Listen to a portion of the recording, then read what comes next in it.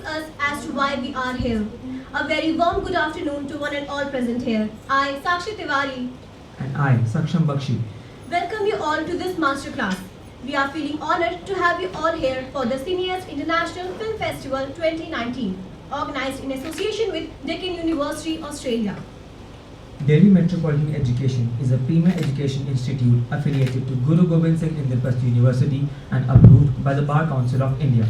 Today, we have two experts with us, Mr. Prince Shadwal and Mr. Raj Gupta. We welcome you for this masterclass whose topic is filmmaking, Bollywood versus regional cinemas.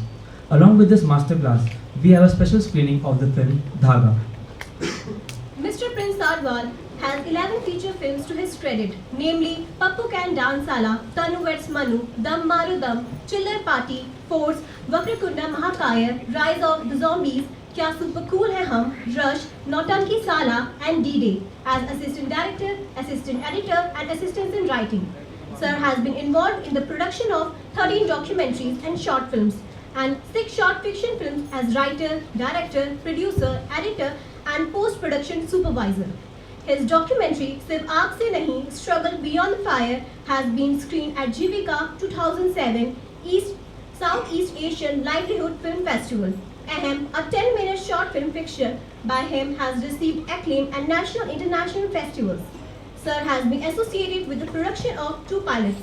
He has edited and directed Fancy Ya Maafi, a 20-minute pilot on capital punishment cases that have been pending before the president as mercy petitions, and worked as post-production supervisor of Yakshi, 60 minutes pilot for a GEC. He has also been in the production team of 4 commercials. Sir has written and directed Hunta, The Hapless Soldier, a 99-minute feature film on the issue of farmer suicide. The film was screened in the Thrissur International Film Festival 2007. As student filmmaker, he received awards at IIT Roorkee, Symbiosis Pune, NID Ahmedabad, and Colleges of Delhi University. He has been acted in Chakravyuh, a feature-cum documentary film produced by Film Division of India in 1996. Sir has written a book, Satellite Radio, What Space in India, in 2006. He has presented papers at national and international seminars and has also contributed to 3 edited volumes, Issues of Media Content, Market and Technology in 2012, Indian Cinema, Society and Culture in 2014, Liberty, Dignity and Change in Journalism in 2018. Mr. Raj Gupta is an independent filmmaker in Mumbai. In the capacity of a director and writer, Sir has extensively worked in the film industry. He is currently directing a Marathi film produced by Sanjay Dutt Productions and Blue Mustang Productions with renowned cast of Marathi film industry. His most internationally acclaimed film is a Marathi short film Dhaga, directed by Sir and had received 2 major awards in Expression Short Film Festival held in Nagpur, that is Best Actor Male and Best Supporting Actress awards. In 2014, he worked as a content supervisor at Nautanki Films. In the capacity of script supervisor, Sir has worked in Tanu Veds Manu, Dhishkyaun, D-Day, Sonali Cable, and Ikkis Topo Ki Salami. As an assistant director, Mr. Gupta has worked on films such as Dil Kabaddi and Mary Kom. In a nutshell, Sir has worked closely with directors like Anand L. Roy, Nikhil Advani, Rohan Sippy, and renowned actors. And today, there will be a special screening of the film Dhaga, which was released by ZEE5 in 7 languages, a video demand website run by Zee Entertainment Enterprises Limited, Zee. Dhaga is a Marathi short film directed by Sir, and the story and screenplay have been written by Mr. Prince Shadwal. It is a set in a small village of Maharashtra and showcases the thick bond shared by a young boy Shankar and his teenage sister Uma.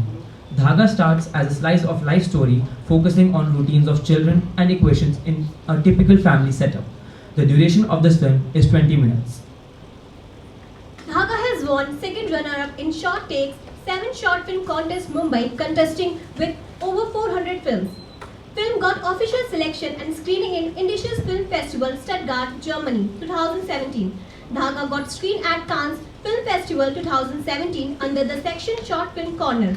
The film was also screened at Melbourne, Australia during RMIT Festival 2017 and was critically appraised by the film fraternity. It also received special festival mention at 5th Delhi International Short Film Festival. Dhaga has already won accolades by critics as well as audience in MAMI Mumbai. It was one of the top 10 shortlisted films at MAMI in large short film category, contesting with over 350 films. Dhaga has got more than 10 official selections in international film festivals. Before we go ahead and screen Dhaga for you, I request Mr. Aman Sahani sir, Vice Chairman DME, to kindly felicitate Mr. Prince Shadwal.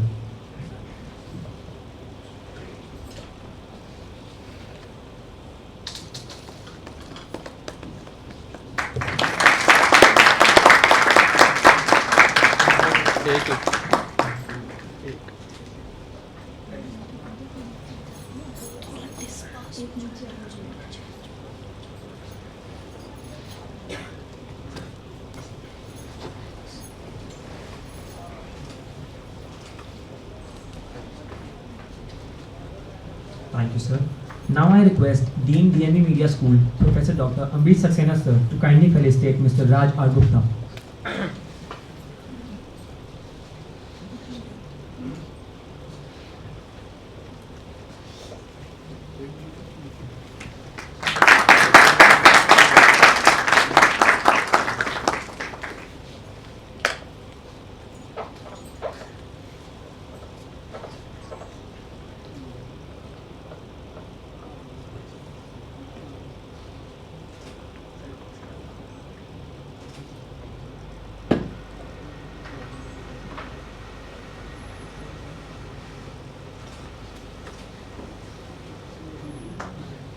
Thank you, sir. Now I request Mr. Prince Shadwal and Mr. Raj Gupta to take up this masterclass ahead and tell us about their film. Hello everyone.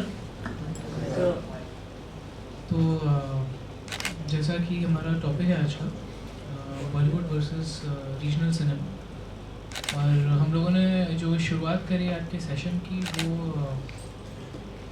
जो short film है, Marathi short film धागा, उसके साथ करी है। I am sure कि जितने भी लोग यहाँ बैठे हैं बहुत ज़्यादा उनका रीजनल फिल्म्स के साथ एक्सपोजर नहीं होता है, तो हम लोग जो भी बात करेंगे वो इस शॉर्ट फिल्म के कॉन्टेक्स्ट में कर सकते हैं, क्योंकि एक मराठी शॉर्ट फिल्म है और बॉलीवुड फिल्म तो सारे लोग देखते ही हैं। तो मेरे साथ हैं राज गुप्ता। Hello everyone. काफ़ी हम लोग साथ में हम लोग एक टीम है, और यूजुअली मैं लिखता हूँ और ये डायरेक्ट करते हैं, और हम दोनों ने काफ़ी सारी हिंदी फिल्म्स करी हैं, जैसा जो मैंने स्टार्टिंग में स्टूडेंट्स ने बताया। और पिछले 2 साल से हम लोगों ने एक ये जो आपने फिल्म देखी मराठी शॉर्ट फिल्म, इस पर काम किया है, और उसके बाद लास्ट ईयर हम लोगों ने एक Marathi full length feature shoot करी है अक्टूबर में, जो इस साल मई जून में रिलीज़ होने वाली। तो जो भी रीजनल सिनेमा है और रीजनल मराठी फिल्म्स हैं और हिंदी फिल्म्स हैं, दोनों पर ही हम लोगों ने काम किया है, तो आई होप आप लोगों को एक बेटर पर्सपेक्टिव दे पाएँ। और तो यहीं से हम बात शुरू करते हैं। पहले थोड़ा सा इस शॉर्ट फिल्म के बारे में बात करते हैं। जो ये शॉर्ट फिल्म है, ये काफ़ी थोड़ा सा ये क्वेश्चन आंसर अगर हम लोग करेंगे, जो भी अगर कोई कुछ पूछना चाहता है बीच में कभी कहीं पर भी सारे लोग इंटरजेक्ट कर सकते हैं, कुछ पूछ सकते हैं, तो जितना इंटरेक्टिव सेशन रहेगा उतना अच्छा होगा, क्योंकि ये कोई स्पीच नहीं है, डिस्कशन हम लोग आपस में नहीं कर रहे, मास्टर क्लास है, तो जितने सवाल आएंगे उतना बेहतर हम लोग बता पाएंगे किसी भी चीज़ के बारे में। तो जहाँ तक इस शॉर्ट फिल्म की बात है, जब ये लिखी गई थी, ये लिखी काफ़ी पहले गई थी, और क्योंकि मैं मतलब नॉर्थ इंडिया में पला बड़ा हूँ, तो हिंदी ही लैंग्वेज है जो जिसमें मेरा कमांड है, तो ये कहानी जब मैंने लिखी थी तब मैंने ये हिंदी में लिखी। और अभी जैसे बाहर एक और स्टूडेंट से जब बात हो रही थी, तो उसने एक बड़ी इंटरेस्टिंग बात करी, जहाँ पर उसने पूछा कि जो रीजनल सिनेमा है और जो हिंदी फिल्म्स हैं, उसमें उनमें इश्यूज़ का क्या फ़र्क है। तो इश्यूज़ मुझे लगता है कि कुछ इश्यूज़ हैं जो यूनिवर्सल हैं, और जब हम इंडिया के कॉन्टेक्स्ट में बात करते हैं तो नॉर्थ हो या साउथ हो या अलग अलग स्टेट्स हैं, कुछ इश्यूज़ हैं जो हर स्टेट में हैं। तो जब मैंने ये फिल्म लिखी थी, ये हिंदी में लिखी थी, और ये यूपी में बेस करी थी कहानी, लेकिन फिर बाई चांस हम लोगों को कभी टाइम नहीं मिला, हम लोग अपनी फीचर फिल्म्स में बिजी थे काम करने में, कभी ये शॉर्ट फिल्म पूरी करने का वक्त नहीं मिला। ये 7-8 साल पहले लिखी गई थी। तो जब हमारा ये प्लान हुआ कि एक मराठी फिल्म हमें बनानी है, तो उससे पहले ये लगा कि आपको जो स्टेट है, जो लैंग्वेज है, जो कल्चर है महाराष्ट्र का, वो जानना अलग चीज़ होती है, लेकिन जब आप एक फ़िल्म बनाने निकलते हैं तो एग्जीक्यूशन करते वक्त आप बहुत सारी नई चीज़ें आपको समझ में आती हैं। तो हमें लगा कि हमारे पास एक कहानी तैयार है जो पहले शायद यूपी में होने वाली थी बेस, लेकिन हम इसको महाराष्ट्र में भी बेस कर सकते हैं, क्योंकि जो टॉपिक है, एक ऑनर किलिंग का जो टॉपिक है, वो बड़ा ही यूनिवर्सल है इंडिया के कॉन्टेक्स्ट में एटलीस्ट। तो इसीलिए इस फिल्म का पर्पस मोस्टली यही था कि हम जो एक मराठी लैंग्वेज की फिल्म को एक्सप्लोर करें, और इसीलिए फिल्म बनाई। तो राज, क्या कहना चाहेंगे इस फिल्म को जब हमने बनाना शुरू किया, और अगर हम ये हिंदी में बनाते हैं या हम ये अपने फाइनली इसको मराठी में बनाया, तो क्या फ़र्क लगता है? कुछ फिल्म मेकिंग के प्रोसेस में कुछ फ़र्क आता है, या फिर जिस तरह से ऑडियंस ने देखा है उसमें कुछ अलग नज़रिया होता है लोगों का? स्पेशली ये जो टॉपिक है, ये टॉपिक मुझे नहीं लगता कि बहुत फ़र्क आता है। आपको कल्चर का डिफरेंस है, तो आपका जो प्रोजेक्शन है और जो देखने का तरीका है और प्रेजेंटेशन, ये बदलता है। लेकिन क्योंकि ये बहुत ही यूनिवर्सल टॉपिक है, तो कहानी कहीं ना कहीं मुझे लगता है उसी तरफ होती। तो अच्छा, इसी में जैसे ऑनर किलिंग पे बहुत सारी फीचर फिल्म्स बनी हैं। जब हमारी ये फिल्म हमने बनाई थी, तो सेम ईयर सैराट रिलीज़ हुई थी। अगर लोगों ने सैराट देखी हो यहाँ पर, तो वो एक मराठी फिल्म थी, लेकिन उसको इतनी अच्छी तरीके से रिसीव किया ऑडियंस ने कि वो पैन इंडिया बहुत लोगों ने देखी, जो कि यूजुअली ऐसा नहीं होता है कि नॉर्थ इंडियन ऑडियंस जो है वो एक मराठी फिल्म को देखे, या जो एक मराठी फिल्म है वो रिलीज़ हो या उसकी रीच इतनी हो कि बाकी लोग उसको देखें। तो सेम ईयर सैराट रिलीज़ हुई थी, और इस वजह से काफ़ी सारे लोगों ने हमको ये भी बोला कि अच्छा, ये फिल्म इंस्पायर्ड लगती है सैराट से।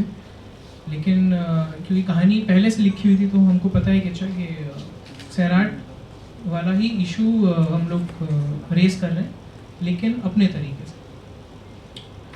और जहाँ तक इश्यूज़ की बात है, ऑनर किलिंग पर इशकज़ादे सबने देखी है, सैराट सबने नहीं भी देखी, लेकिन इशकज़ादे देखी है।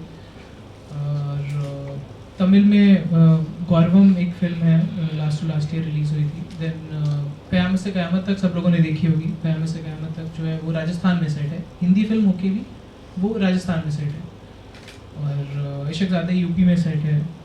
तो इस तरह की जो भी इश्यूज़ हैं ये हर जगह हैं, लेकिन अलग अलग रीजन्स में जब फिल्म्स बनती हैं, तो वो अपने आप ही अब जो लोकल ऑडियंस है उस तक ज़्यादा अच्छे तरीके से पहुंच पाते हैं, अगर उसका एक बैकड्रॉप जो है वो एक सर्टेन हम एक रीजन ले रहे हैं। तो अभी पहले अगर कोई कुछ इस शॉर्ट फिल्म के बारे में कुछ पूछना चाहेगा तो आई वुड अप्रिशिएट इट। जी।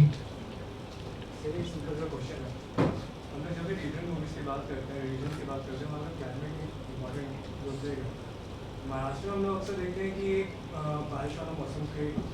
तो सर, आपने जैसे कहा कि आपने यूपी को सोच के लिखी थी, तो क्या तब भी आपने ये मॉनसून सीजन सोच के लिखा था कि ये ऑन द स्पॉट प्रोडक्शन के टाइम पे ये ऐसी सिचुएशन हुई? ये सिंपल सा क्वेश्चन। ये जवाब राज बैठक देगा।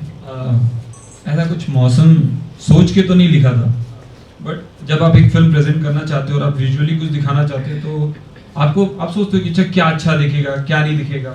और बाय चांस जब हमने ये फिल्म बनाने की सोची और जब इसको डिज़ाइन करना शुरू किया, तो ये लगा कि अच्छा, बारिश है और एक कलर ऐड होगा, because it's a dark film. तो जो हम लोग प्रेजेंटेशन है, इनिशियल जो उनकी लाइफ है, वो बहुत खूबसूरत दिखाना चाहते थे, बहुत कलरफुल दिखाना चाहते थे। तो उस समय बारिश के मौसम में हमने सोचा कि इसको बनाया जाए। इसीलिए आप देखो, फिल्म तो बहुत सारे कलर्स हैं, सब है, और टूवर्ड्स एंड फिल्म जो है वो डार्क हो जाती है। तो आई गेस यही रीज़न था कि हमने बारिश में इसको शूट किया।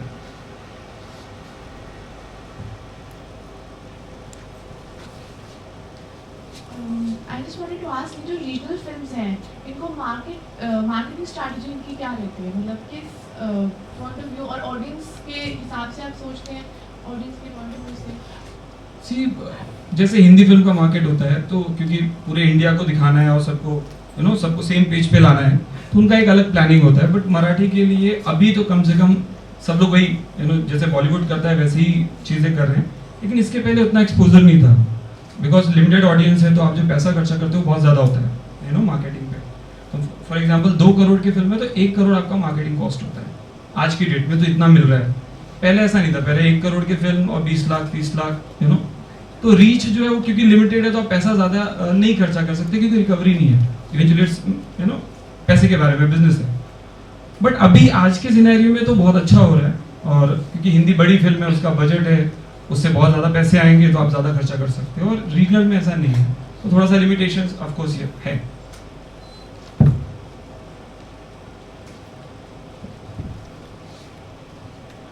So sir, my name is Karan Luthra and I'm second year student. Sir मेरा एक क्वेश्चन है कि जैसे हम कोई रीजनल फिल्म बनाते हैं तो हम उस रीजन के जो प्रॉब्लम्स है उसको उठाते हैं, तो कई बार ऐसा होता है कि उस प्रॉब्लम को उठाने से कुछ ऐसे लोग होते हैं जो ऑफेंड हो जाते हैं, तो सर उनको टैग करने का क्या तरीका? फॉर एग्जांपल कोई ऐसी प्रॉब्लम हमने उठाई जिससे जो गांव वाले वो खुश नहीं है कि हम इसको पर्दे पे नहीं लाना चाहते, तो उस सिचुएशन से कैसे टैग किया जाए या फिर उस सिचुएशन को कैसे हैंडल किया जाए? मुझे नहीं लगता ऐसा कोई प्रॉब्लम है। आपको जो दिखाना है दिखाओ, जिसको देखना होगा वो देखेगा, जिसको नहीं देखना होगा वो नहीं देखेगा। सो ये लोगों को प्रॉब्लम तो हर चीज़ से है, बट आप जब दिखा रहे हो तो उसका इफेक्ट क्या होने वाला है सोसाइटी पे, आप इस तरफ आपको सोच के बनाते हो ना। आप कुछ भी बनाते हो तो उसका एक पर्पज होता है, क्यों बना रहे हो, उसका क्या इम्पैक्ट होगा सोसाइटी पे, लोगों पे, तो आई गेस उसका ख्याल रखो। बाकी तो जिनको नहीं देखना है वो नहीं देखते हैं, बोलने वाले बोलते हैं। इसमें जैसे अभी लक्ष्मीबाई पर फिल्म बनी थी, उससे पहले खाप के ऊपर एक फिल्म बनी है, पद्मावत बनी है। तो रीजन, मुझे नहीं लगता है कि ये रीजन स्पेसिफिक जब भी हम कुछ प्रॉब्लम रेस करते हैं तो ऐसा होता है।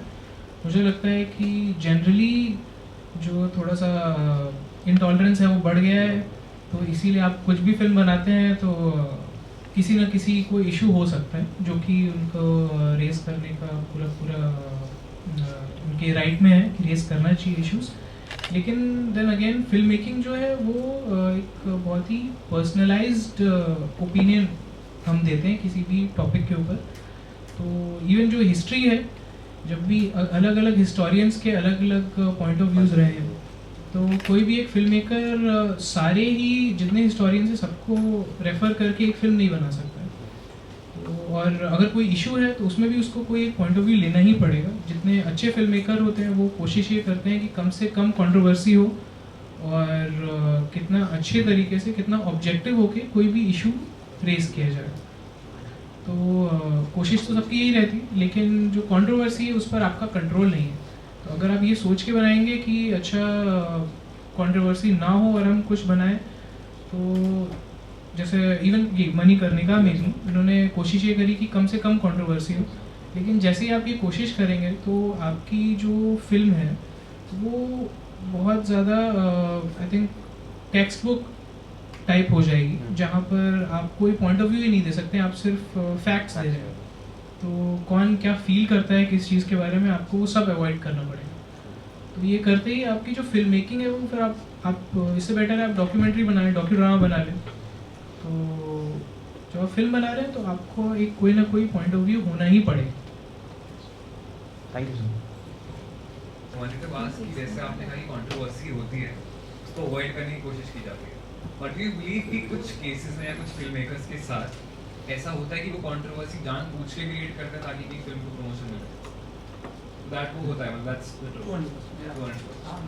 क्योंकि होता है ना, देखो अभी आपको एक फिल्म को प्रमोट करने के लिए करोड़ों रुपए खर्च होता है। अभी पद्मावत फॉर एग्जांपल, उसके साथ खैर उसके साथ तो बहुत ज़्यादा ही हो गया, सेट जला दिया और मार दिया वगैरह वगैरह, बट ये सारा सब पेपर में आया, न्यूज़ में आया, चारों तरफ आया। तो जिनको नहीं पता था ना उन्होंने भी जाके फिल्म देख ली, क्योंकि उनको न्यूज़पेपर में कहीं पढ़ा कुछ हुआ, तो कहीं मुझे लगता है प्रोड्यूसर्स के करोड़ों रुपए बच भी गए इसमें और फिल्म को एक एक्स्ट्रा माइलेज मिला। बट कभी कभी नुकसान भी होता है इसकी वजह से। सो करते हैं लोग, करने वाले करते हैं। इवन जैसे उड़ता पंजाब के केस में, जो उड़ता पंजाब का इतना ज़्यादा उनको मतलब प्रमोशन उन्होंने स्टार्ट किया, लेकिन शायद इतना प्रमोट नहीं हुई थी फिल्म, तो सारी कंट्रोवर्सी की वजह से बहुत सारे लोग फिल्म देखने गए और इवन काफ़ी सारे लोगों ने फिल्म देखी और उसके बाद उन्होंने कहा कि इसमें तो ऐसा कुछ भी नहीं। तो बहुत सारे लोग सिर्फ इसलिए देखने गए थे कि अच्छा क्या कंट्रोवर्सी का इशू क्या है, और फिर वो लोग खुश होके नहीं आए, तो उसका नुकसान भी हो जाता है कि लोगों को फिल्म अच्छी नहीं लगती। बहुत ज़्यादा कंट्रोवर्सी हुई तो लोगों को लगता है कि अच्छा इस फिल्म में कुछ मसाला मिलेगा देखने के लिए, कुछ बहुत इंटरेस्टिंग होगा, और उसके बाद अगर उतना इंटरेस्टिंग नहीं होता है तो फिल्म को नुकसान भी हो सकता है कि जो बैड पब्लिसिटी हो सकती है, नॉट पब्लिसिटी, कि अच्छा फिल्म ऐसा कुछ नहीं है, तो नुकसान भी होता है इस चीज़ का।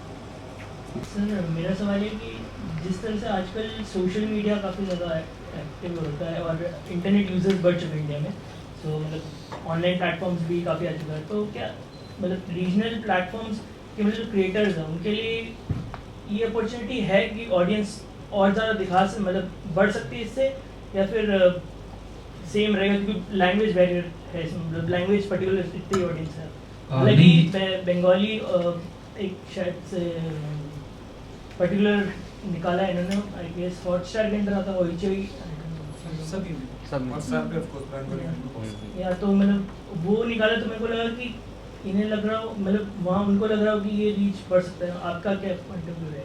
नहीं, ये तो रीजनल सिनेमा के लिए बहुत अच्छा हुआ है, जितने OTT प्लेटफॉर्म्स आए हैं, अमेजोन, नेटफ्लिक्स, हॉटस्टार, तो इससे क्या हो गया ना, एक रेवेन्यू आता है, इससे एक पैसा मिलता है।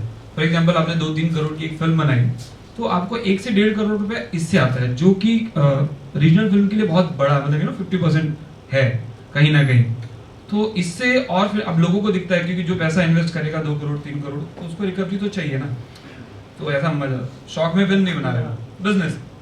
तो वो जब रेवेन्यू दिखने लगता है तो थिएटर में कभी कभी आपकी फिल्म चलती है, नहीं चलती है, कम चलती है क्योंकि ऑडियंस लिमिटेड है, तो कितने पैसे आएंगे इसका कुछ वो नहीं, कैलकुलेशन नहीं है कभी कभी।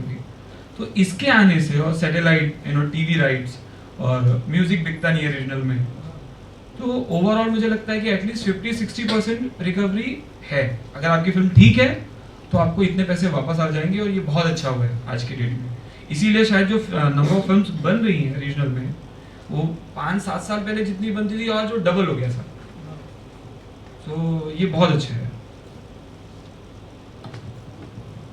इसके साथ ही जैसे जो भी रीजनल फिल्म्स हैं, जब भी जैसे राज ने बजट की बात करी, क्योंकि स्मॉल बजट फिल्म्स होती हैं बिकॉज उनका रीच कम है और रेवेन्यू जनरेशन कम है, तो इसका जो भी बजट होता है उसकी वजह से वो उतना लार्जर देन लाइफ पोर्ट्रेयल नहीं होता है फिल्म का। जो एक हिंदी फिल्म है जो 50 करोड़ में बन रही है वो आपको बहुत बड़ी दिखती है, जो उसका प्रोडक्शन वैल्यू है, जो शूटिंग स्टाइल है, वो सारा कुछ बहुत बड़ा होता है, ग्रैंड होता है। और रीजनल फिल्म्स के साथ ऐसा हमेशा ऐसा नहीं है, लेकिन फिर भी कहीं ना कहीं पे वो थोड़ी छोटी दिखती हैं लुक में, और जो भी उनके पास एक्टर्स हैं या जो प्रोडक्शन वैल्यू है उसमें से थोड़ा सा उनको कंट्रोल करना पड़ता है। तो और इसीलिए जब जो ऑडियंस है किसी भी स्टेट में हो, तो जब डिस्ट्रीब्यूशन होता है फिल्म का, तो हिंदी फिल्म को हमेशा ज़्यादा स्क्रीन्स मिलते हैं रीजनल फिल्म की कंपैरिजन में। तो जब आपको कम स्क्रीन्स मिल रहे हैं तो जो ऑडियंस है उनके पास कम चांस है देखने का। जैसे मुंबई में भी हर तरह की फिल्म रिलीज़ होती है, लेकिन क्योंकि मुंबई है इसलिए वहाँ पे हर लैंग्वेज की फिल्म रिलीज़ होती है। दिल्ली में भी और दूसरी लैंग्वेजेस की फिल्म रिलीज़ होती हैं, लेकिन ये सिर्फ दिल्ली और मुंबई जो मेट्रोज़ हैं वहीं पर होता है, हर जगह ऐसा नहीं हो रहा है अभी। मुझे नहीं लगता है, मतलब मैं श्योर नहीं हूँ, हो भी सकता है भोपाल या इंदौर में आप जाएंगे तो आपको एक मराठी फिल्म, इंदौर में मराठी फिल्म मिल सकती है शायद, लेकिन कोई साउथ की लैंग्वेज की फ़िल्म या पंजाबी फ़िल्म ये मिलना मुश्किल है। तो जो जैसे ही आपके स्क्रीन्स कम होते हैं तो आपकी रीच भी कम हो जाती है। उस स्टेट के लिए तो अच्छा है, लेकिन जो ऑडियंस है अब एक क्योंकि हमारे जितने भी लोग हैं, सारे लोग जो पॉपुलेशन है, इंडियन पॉपुलेशन, ये ज़रूरी नहीं है कि जो जहाँ बिलोंग करता है वहीं रहता हो। जॉब की वजह से या किसी और शादी के बाद वगैरह वगैरह आपके अलग ट्रांसफ़र्स होते हैं, तो सब लोग अपने रीजन में नहीं रहते हैं, और वहाँ पर आपके पास ऑप्शन नहीं है कि आप एक फ़िल्म देखने जाएं तो आप थिएटर में वो फिल्म देख पाएँ। तो OTT प्लेटफॉर्म जो है वो आपको एक मौका देता है कि अच्छा मुझे एक पंजाबी फिल्म देखनी है लेकिन मैं बेंगलोर में रहता हूँ और थिएटर में वो फिल्म रिलीज़ नहीं हो रही है, तो आप वो फिल्म आप नेटफ्लिक्स पे या आप अमेज़ॉन पे आप देख सकते हैं, नहीं तो आप इलीगल डाउनलोड्स करने पड़ेंगे। तो लीगल जो तरीका है वो यही है कि आप इस तरीके से फिल्म देख पाएँ और इसका आपको मौका मिलता है जो कि अदरवाइज़ अभी तक नहीं था। मुझे लगता है OTT प्लेटफॉर्म्स ने बहुत हेल्प करी है रीजनल सिनेमा को बढ़ाने के लिए, कि सिर्फ रेवेन्यू नहीं है, आपकी ऑडियंस भी बढ़ रही है और ऑडियंस को जो चाहिए वो जहाँ भी है उनको वो मिल रहा है। थिएटर्स भी बढ़ रहे हैं, थिएटर्स का भी मतलब विजन बढ़ रहा तो होगा। ऑब्वियसली जैसे जितने आपके पास ऑडियंस है, जितना कंजम्पशन बढ़ेगा क्रिएशन भी उतना ही बढ़ेगा। Hello sir, my name is Sanchit Arora and I am from second year BJMC। Sir मेरा क्वेश्चन ये है कि जैसे हमने अभी आपने OTT की बात करी, तो जैसे नेटफ्लिक्स, अमेज़ॉन है, सर ये लोग जो कंटेंट क्रिएटर्स हैं, जैसे अगर आप मिर्ज़ापुर और ये सब देखते हैं तो इनमें एक्सट्रीम वायलेंस है। तो सर अगर जैसे सेंसर बोर्ड है हमारी बॉलीवुड के लिए और मूवीज़ के लिए, तो जो ऐसे अल्ट्रा वायलेंस है, जब अगर इन सब चीज़ों को अगर हटाते हैं मूवीज़ में, तो क्या ऐसे सेंसर बोर्ड नेटफ्लिक्स या और जो प्लेटफॉर्म्स हैं इन सब के लिए नहीं होना चाहिए? यार ये क्या देखना है नहीं देखना है, ये तो आप जब नेटफ्लिक्स पे जा रहे हो तो आप डिसाइड करके जा रहे हो आपको क्या देखना है। आपको पता है वायलेंस है उसमें, यू नो।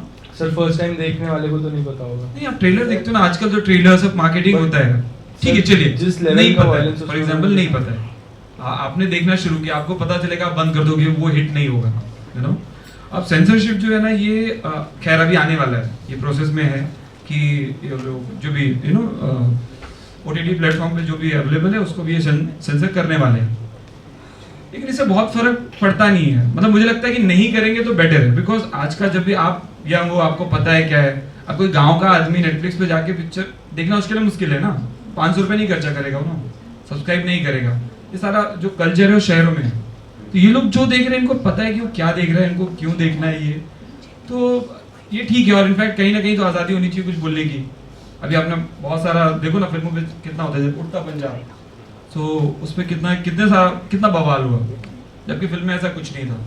तो मुझे लगता है कि ये ठीक है, आपको क्या देखना है, आप इतने स्मार्ट हैं लोग कि उनको पता है कि उनको क्या देखना है और देख सकते हैं। गेम ऑफ थ्रोन्स इसी का एक मुद्दा है। गेम ऑफ थ्रोन्स आप देखते हो, आपको बहुत पसंद है ना, उसमें वायलेंस है, सेक्स है, सब है, फिर भी आप देखते हो और वो इतना दुनिया में चला, बिकॉज ये ऐसा कुछ तो नहीं जो अनरियल अननेचुरल दिखा रहे हो, तो कहीं ना कहीं ह्यूमन साइड्स हैं सारे, तो ये भी तो लोगों तक पहुंचे। अब किलिंग नहीं है क्या, है ना ऐसा, तो भैया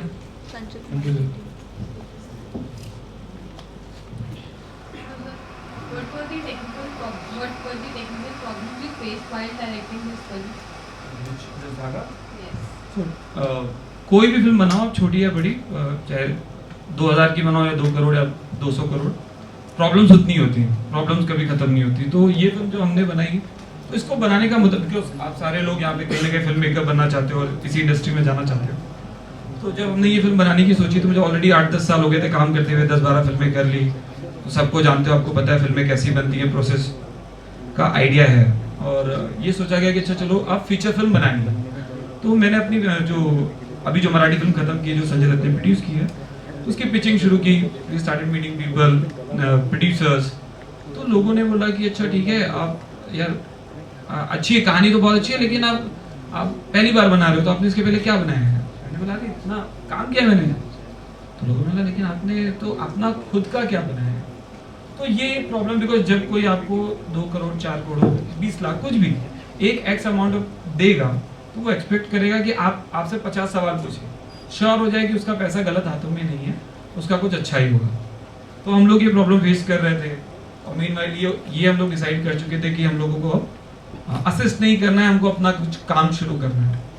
तो उसी पे हमने ये डिसाइड किया कि अच्छा ठीक है, अब लोग ये पूछ रहे हैं कि आप काम दिखाना है, तो हम अपना काम दिखाते हैं। और गलत नहीं है, बिल्कुल सही है, आपके माँ बाप भी पैसा देंगे तो आपसे सवाल तो पूछेंगे। तो इसी के चलते हमने ये फिल्म बनाई, और हमने कोशिश की कि हम अपना विजन या जो भी हम दिखाना चाहते हैं वो दिखाएं। प्रॉब्लम बहुत है क्योंकि हमारे सारा जो इस फिल्म का स्पेशली धागा का जो क्रू था, वो सारे कॉलेज वाले लोग थे, मतलब प्रोफेशनल लोग नहीं थे, सिर्फ मैं अकेला था या प्रिंस था जिनको फिल्मों के बारे में आइडिया है। तो क्योंकि पैसे नहीं थे, तो खुद पैसे लगा रहे हो तो आप कोशिश करते हो कम से कम खर्चा करो। तो हम लोग बेसिकली ये फिल्म नागपुर के पास एक गांव में शूट हुई है। तो जितने कॉलेज फ्रेंड्स थे उनको इकट्ठा किया गया, सारे नॉन एक्टर्स हैं, जो 4 बच्चे वो अनाथ आश्रम से हमने कास्ट किए, कभी इसके पहले एक्टिंग नहीं की है। उसके बाद वो लड़का लड़की सेम, और थिएटर ग्रुप्स में गए, इकट्ठा किया। आपको मेहनत ज़्यादा लगती है, आपके पास लोग नहीं है, रिसोर्स नहीं है, पैसा नहीं है, तो आपको ज़्यादा फोकस और ज़्यादा मेहनत की ज़रूरत होती है। पैसा आने से शायद वो थोड़ा सा बैलेंस हो जाता है, कम हो जाता है, क्योंकि एक प्रोफेशनल आदमी आप हायर कर सकते हो। तो आई गेस यार शूटिंग से लेके प्री टू पोस्ट शूट सारे इश्यूज हम लोग जब जो क्लाइमेक्स है तो हमको वो शूट करना था, और मैं चाहता था बारिश ना आए। अभी बारिश हो रही है फिल्म में, क्योंकि बारिश में करते ही आप शूट नहीं कर सकते हो, और हमारे पास क्योंकि इतना पैसा नहीं था, तो हम लोग इसके लिए जो कैमरे के लिए प्रोटेक्शन और ये सारी चीज़ें हम लोग नहीं कर पाए। और 3-4 घंटा हमने वेट किया, बारिश रुकी नहीं। अब ये हुआ कि अगर नहीं शूट किया तो नहीं शूट होगा, क्योंकि एक्टर्स को जाना है और दोबारा आप 100 किलोमीटर दूर वापस गाँव में नहीं जा सकते। तो हमने डिसाइड किया अच्छा ठीक है, फिर उसको टेक्निकल सोल्यूशन निकालते हैं, क्या करना है। तो खैर अच्छा ही होता है, मुझे लगता है कि अभी तक के फिल्मी एक्सपीरियंस में मुझे लगा जो नहीं होता है उसको नहीं होना होता है, इसीलिए नहीं होता है, तो उससे बेटर होना होता है कुछ। तो फिर हमने डिसाइड किया अच्छा ठीक है, रेनकोट वगैरह सब लेके आए, और इफ यू सी कैमरा एक ही जगह रखा हुआ है और वहीं से क्लोज या वाइड है, क्योंकि बच्चे का पॉइंट ऑफ व्यू है। अब फिल्म मेकिंग ये बोलती है, कमर्शियल फिल्म मेकिंग ये बोलती है कि आप क्लोज जाते, आप ब्लड दिखाते, गिरते पड़ते दिखाते, वो ज़्यादा ऑडियंस पे इम्पैक्ट देता। लेकिन हम नहीं कर सकते थे क्योंकि हमारे पास उससे बचने का तरीका नहीं था, तो हमने वहीं से शूट किया। अब लेकिन टेक्निकल साइड पे देखो, लॉजिक साइड पे, तो मुझे लगता है कि एज फिल्म मेकर तो बहुत करेक्ट है यार, वो क्यों जाएगा इतना नजदीक से, उसको खून थोड़ी ना दिखेगा, तो जो दिख रहा है उसका विजन में वो उतना ही दिखेगा। तो मुझे लगता है एज फिल्म मेकर वो बहुत अच्छा हुआ। सो या सो प्रॉब्लम्स होंगी, but you have to find a solution.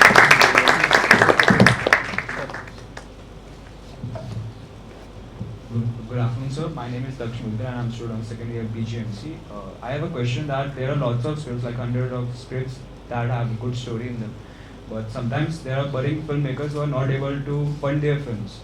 So there is this problem of budgeting for getting a fund or getting a budget for your film. So according to you, how do you manage or allocate the budget or get the funds for your film or your script? तो यार ये जो film है, इस film पे तो feature और short, चलो दोनों के बारे में बात करते हैं, ठीक है। तो जो शॉर्ट फिल्म है, शॉर्ट फिल्म में तो पैसे थे नहीं, एंड ये था कि यार अपने आप को प्रूव करना ही है अभी तो इस लाइक कि आप इन्वेस्ट कर रहे हो, कॉलेज जाते हो, फीस भरते हो ना, ये उसी तरीके से हमने लिया कि अच्छा ठीक है चलो पैसा लगाएंगे। और क्योंकि हम लोग फिल्मी लोग हैं, हमने इतना काम किया, तो हमको टेक्निकल सारा बेसिक आइडिया है और कितना खर्चा होता है ये भी पता है। तो दोस्त, फैमिली, फ्रेंड्स, इनसे मदद लेके फिर भी इस फिल्म पे काफ़ी पैसा खर्चा हुआ, क्योंकि सारा पोस्ट मुंबई में हुआ, प्रोफेशनल वे में हुआ। बट ये है कि हमने पॉजिटिव साइड देखा, फिल्म बनाई, और जितना भी पैसा इस पे लगाया उससे 4 गुना ज़्यादा पैसा हमने इससे कमा लिया, क्योंकि हमने इवेंचुअली ये फिल्म किसी भी यूट्यूब पे रिलीज नहीं की, कहीं नहीं की। पेशेंस है, शॉर्ट फिल्म के साथ तो पेशेंस है। 2 साल लगे हमको उसको रिकवरी में, बट ZEE5 ने इसको 7 लैंग्वेज पे रिलीज किया, और जितने पैसे में हमने बनाई थी उससे 4 गुना ज़्यादा पैसे हमने उससे कमा लिए। अब फीचर की बात है यार, ये ना बिजनेस है, मतलब अब शौकिया तो नहीं है वही इवेंचुअली। तो जब हमने फिल्म भी अभी बनाई, 4 साल लगे उसके लिए पैसे इकट्ठा करने में, मतलब सही आदमी ढूंढने में जो कि ट्रस्ट करे आपके विजन पे, आपकी फिल्म पे, कहानी पे, आपके टेक्निकल साइड पे, कि अच्छा ये आदमी ये कहानी बोल सकता है और इससे फ़ायदा होगा, यू नो। तो प्रोसेस है, जब आपको पता होगा आप क्या कर रहे हो, क्यों कर रहे हो, तो you will find a way to get the money, you know. और क्योंकि पैसा तो चाहिए, उसके बिना तो फिल्म नहीं बनती है। फिल्म जो है वो एक स्टार्टअप की तरह ही होती है, जहाँ पर आपके पास एक प्रोजेक्ट है और आप अलग अलग फंडर्स के पास लेके जाते हैं और प्रपोज़ल देते हैं, और चाहते हैं कि वो लोग उस प्रपोज़ल पे भरोसा करें और फाइनेंस करें। तो जहाँ तक इसकी बात है कि आपके पास फंडिंग आए, उसके लिए आपको अपनी तैयारी पूरी करनी पड़ेगी। ये जो फिल्म आपने अभी देखी, ये तैयारी का ही पार्ट है। एक फीचर फिल्म बनाने से पहले की तैयारी ये है कि वो आपका देखना चाहते हैं कि आपका कमिटमेंट, आपकी एफिशिएंसी, आपका कैलिबर, सब कुछ देखना चाहते हैं। तो जब भी जितने भी लोगों को हमने अप्रोच किया, बीट एक्टर और प्रोड्यूसर, तो हमने सबको ये फिल्म दिखाई, और जितने भी लोगों ने ये फिल्म देखी उनको लगा कि हाँ, अगर ये 20 मिनट में ये कहानी कह सकते हैं तो वो 2 घंटे में भी कह सकते हैं। और वो जो 20 मिनट के लिए प्रोसेस है वो ये कि जैसे राज ने बोला कि अब यही 20 मिनट अगर हम कॉलेज में बनाते तो बहुत अलग तरीके से बनता, शायद 3-4 गुना ज़्यादा खर्च होता और इतने प्रोफेशनल लोग नहीं होते हैं आपके पास। लेकिन जब आप काम करते हैं और लॉन्ग पीरियड ऑफ टाइम, 10 साल आपने काम किया प्रोफेशनल इंडस्ट्री में, तो आपके जो कॉन्टैक्ट्स हैं वो भी उसी तरीके के बनते हैं। तो जब हमें इस फिल्म के पोस्ट प्रोडक्शन के लिए जाना था, तो जो इससे पहले की हिंदी फिल्म्स जिन पर पोस्ट प्रोडक्शन पे हमने काम किया है, हमने उन लोगों की हेल्प जो professional Hindi films, feature films करते हैं, तो उन लोगों ने कहा कि हम करेंगे, हम कंट्रीब्यूट करेंगे, तुम्हारी फिल्म अच्छी लग रही है तो हम क्यों नहीं करेंगे।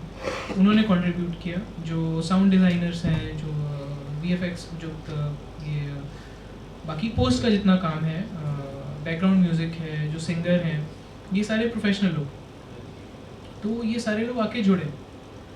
और जो बजटिंग वगैरह है आपको पता है क्योंकि आपने इतने साल काम किया है, तो इसलिए आपको सही अंदाज़ा लगता है कि अच्छा हमें इस जो भी कंटेंट है उसको शूट करने के लिए 2 दिन चाहिए या 6 दिन चाहिए। आप ये सेम बात जो है आप वो 3 शॉट्स में कह सकते हो या इस सीन में आपको 10 शॉट लगेंगे। तो वो जो प्रोसेस है वो आपका जो 10 साल आपने काम किया है उसके बाद, ये सेम चीज़ अगर हम लोग कॉलेज में बनाने जाते तो हमारे लिए शायद हम ज़्यादा टाइम लगता, हम ज़्यादा शॉट्स लेते, हमें उतनी क्लैरिटी नहीं होती, हमारा जो प्री प्रोडक्शन है वो इतना स्ट्रॉन्ग नहीं होता, पेपर वर्क स्ट्रॉन्ग नहीं होता। तो और शायद जैसे जिस तरीके से बनी है, जिस तरह से कैरेक्टराइजेशन किया गया है, उसमें कहीं हम कम रह जाते। लेकिन ये एक प्रोसेस है कि आपने एक काम किया तो आप दूसरा कर पा रहे हैं, दूसरा किया है तो आप तीसरा, सीढ़ी की तरह है।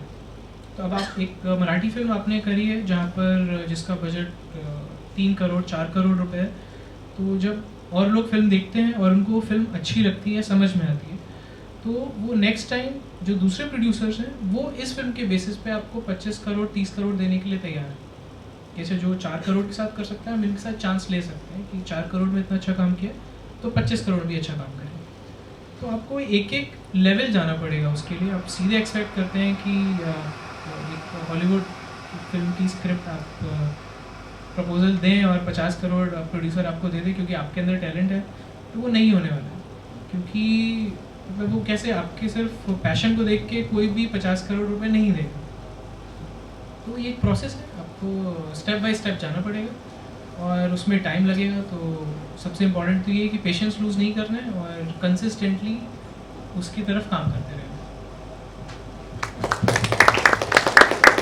इसी में एक चीज़ ऐड कर रहा हूँ, बिकॉज जब हम लोग नया नया काम शुरू करते हैं, क्योंकि हमने इतनी सारी बॉलीवुड फिल्में देखी हैं, स्टूडेंट है हम लोग, तो इनिशियली जब हम कुछ भी बनाना चाहते हैं तो हम सीधा वहाँ सोचते हैं, जो कि हमारे पास नहीं है, ना उतना नॉलेज है ना उतनी चीज़ें हैं बनाने के लिए।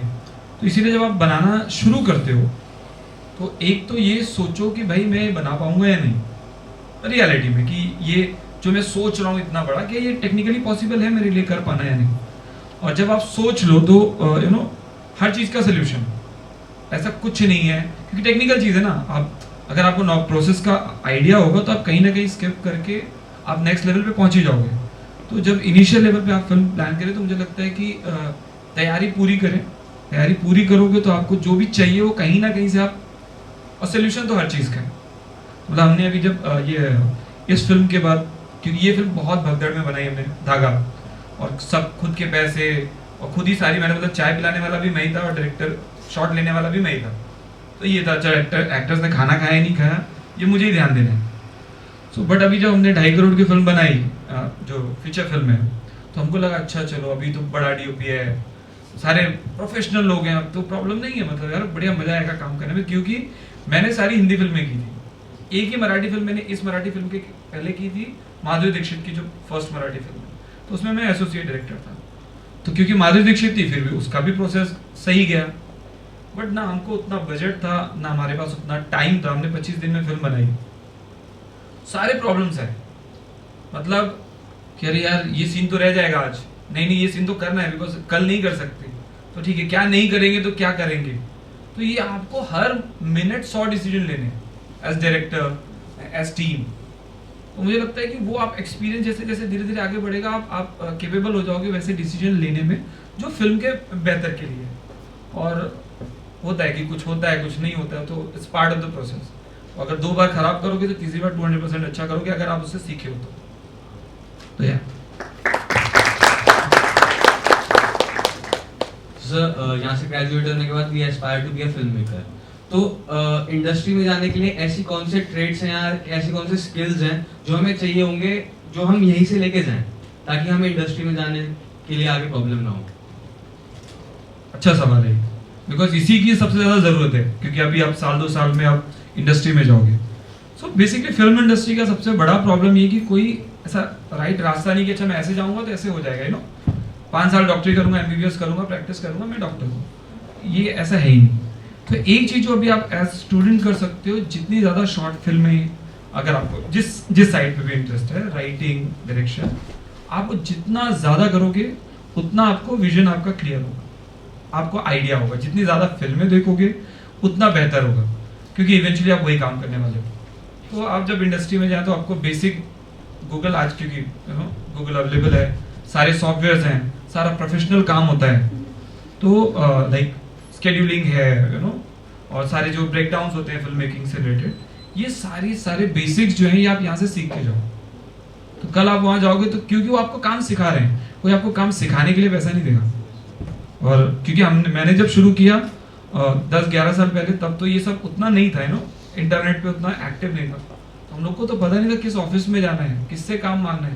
तो मुझे लगता है 1.5-2 साल तो इसी में निकल गए कि मुंबई में ऑफिस कहाँ पे है और जाके उससे किससे बात करेंगे, वॉचमैन से।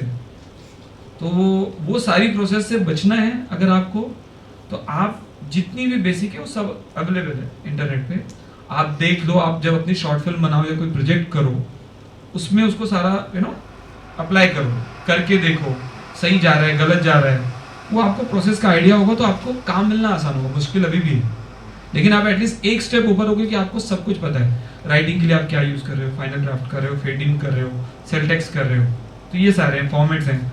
ऑनलाइन स्क्रिप्ट्स अवेलेबल है किस फॉर्मेट में लिखा जाता है।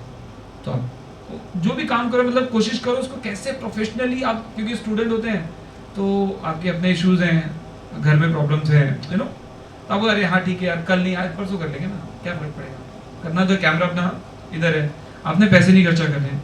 बिकॉज जब फिल्म बनती है तो एक मिनट पे पैसा खर्चा होता है। फॉर एग्जाम्पल एक हिंदी फिल्म का दिन 10 लाख रुपए का होता है, एक मराठी फिल्म का 5 लाख का होता है। तो 10 लाख को आप 10 घंटे में डिवाइड करो, 1 घंटे का तकरीबन 1 लाख रुपए है। अगर एक इंटर्न या एक असिस्टेंट की वजह से 10 या 20 मिनट का नुकसान होता है कॉस्ट्यूम देने में या मेकअप में या किसी भी XYZ रीजन से, तो प्रोड्यूसर को 10 मिनट में कॉस्ट है।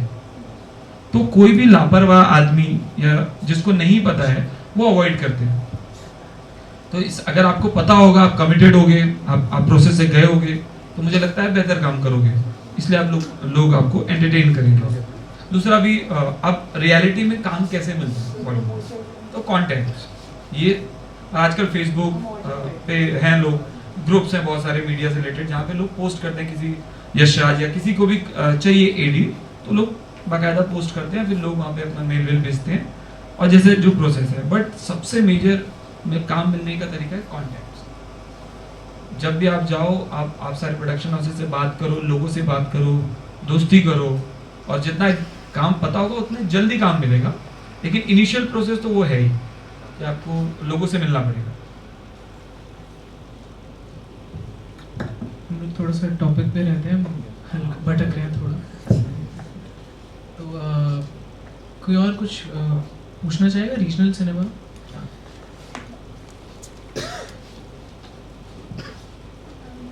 रीजनल फिल्म्स का आजकल बॉलीवुड अडैप्टेशन बहुत हो रहा है, जैसे दृश्यम सबसे बेस्ट एग्जाम्पल है।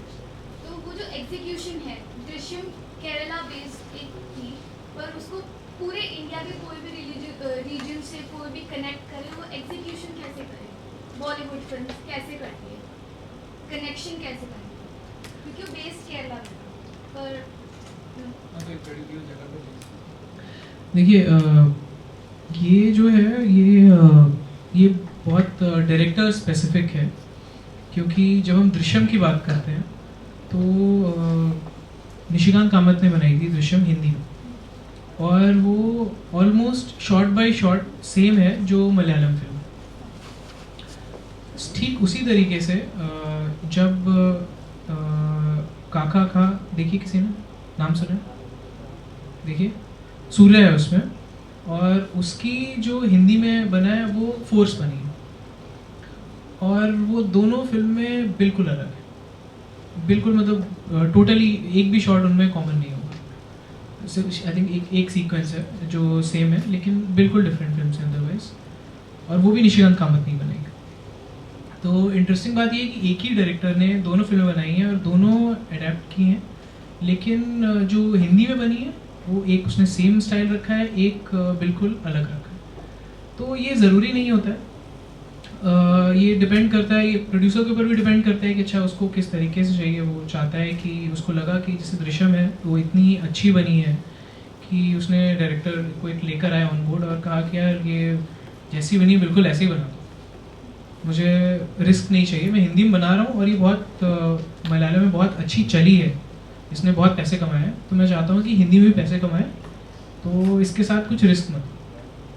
और एक तरफ प्रोड्यूसर हो सकता है जहाँ पर वो बोले कि यार अच्छा कॉन्सेप्ट है लेकिन तुम इसको same as it is copy नहीं कर सकते, या हो सकता है डायरेक्टर खुद ही बताए कि ये हम सेम इशू ले सकते हैं या सेम स्ट्रक्चर ले सकते हैं, और लेकिन मैं इसको अपने तरीके से बोलूँगा तो शायद हम लोग ज़्यादा अच्छे से कह पाएँ। तो ये ज़रूरी नहीं है, जो मेन डिसाइडिंग लोग हैं, डिसीजन मेकर्स हैं, वही ये डिसाइड करते हैं कि आपको कहानी किस तरीके से कहनी है, भले ही आप रीमेक कर रहे हैं। और इसमें जहाँ तक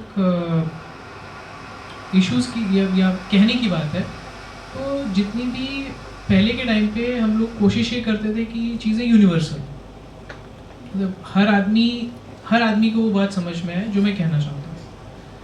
अब ऐसा नहीं है, अब जैसे मोबाइल फ़ोन्स ही हैं, या जो जैसे OTT प्लेटफॉर्म्स हैं, या हमारे टीवी चैनल्स हैं। टीवी चैनल्स एक टाइम पे बहुत लिमिटेड टीवी चैनल्स थे, फिर वो बढ़ गए और अलग अलग लैंग्वेज के चैनल्स आ गए हैं, सेम रेडियो में। तो आपके पास जो ऑडियंस है जिस तरीके से बढ़ती जा रही है, तो अब माइक्रोस्कोपिक सॉल्यूशंस हैं, पर्सनलाइज्ड कंटेंट, जहाँ पर हर आदमी जो देखना चाहता है उसके लिए कुछ ना कुछ कंटेंट अवेलेबल। तो ऐसे में जब सबके लिए कुछ ना कुछ अवेलेबल है, तो ये कि एक ही बात जो सब लोगों तक पहुँचे, वो मतलब वो इतना बड़ा फैक्टर रह नहीं गया। हर आदमी के लिए अलग से आप बनाते हैं। जैसे अभी मिर्ज़ापुर की बात हो रही थी कि एक तरफ मिर्ज़ापुर है तो दूसरी तरफ 4 मोर शॉट्स है, कि आपको हर इंसान को, हर एज ग्रुप के लिए, हर क्लास के लिए, जिसको कॉमेडी पसंद है, जिसको ट्रेजेडी पसंद है, एक्शन पसंद है, थ्रिलर पसंद है, तो सबके लिए कुछ ना कुछ आप अवेलेबल करा रहे हैं। तो हम लोग एक दूसरी तरफ हम लोग आगे बढ़ चुके हैं अभी इससे, कि रीमेक जो कर रहे हैं उसको हम एक ही तरीके से करें या नहीं करें। ये इस पर ज़्यादा डिपेंड करता है। आप रीमेक करें, आपको एक कहानी अच्छी लग रही है, तो this is more of a business decision कि अच्छा कुछ लोगों को अच्छा लग रहा है, तो ये सेम तरह के जिस क्लास को दृश्य पसंद आ रही है वही क्लास आपका टारगेट है, ना कि लैंग्वेज। आप ये मलयालम जो टारगेट ऑडियंस है उससे ज़्यादा आपको एज ग्रुप जो फैमिली ऑडियंस है आप उसको केटर करना चाहते हैं, जो बाकी इंडिया की वो जो फैमिली ऑडियंस है। तो मलयालम से ज़्यादा आप उसमें जो इमोशंस जो है आप उन पे फोकस कर रहे हैं, लैंग्वेज से ज़्यादा।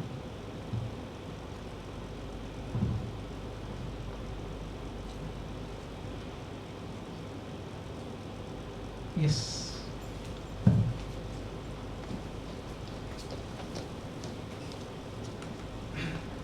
So what do you think the future of regional cinema will be like?